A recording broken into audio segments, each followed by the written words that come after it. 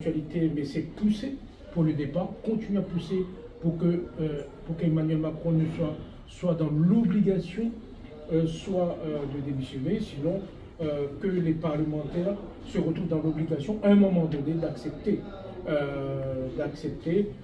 de mettre en débat et de voter la destitution d'Emmanuel Macron, puisqu'il faut savoir quand même qu'à 2 reprises, les autres ont refusé cela, et notamment le Rassemblement national, dernièrement, a refusé non pas uniquement de voter la destitution, mais que ce soit mis en débat devant l'ensemble des députés de la nation.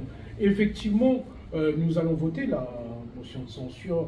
On n'attend pas, nous, le discours de le contenu, le discours de politique générale. Nous allons voter la censure, puisque nous savons tous que le budget,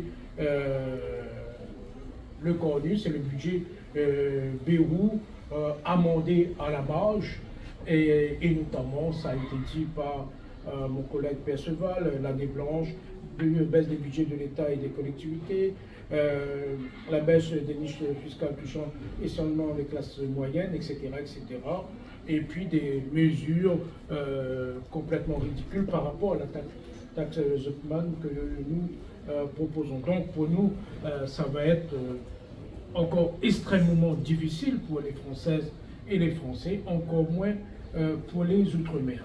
Concernant le gouvernement, nous l'avons dit à plusieurs reprises, ce n'est pas un problème de personne. On attend des noms, on attend ceci, c'est une question de principe et d'orientation. Quelle est la feuille de route? La feuille de route, nous connaissons plus ou moins. Et concernant les ministres annoncés, pour nous, ça ne change rien.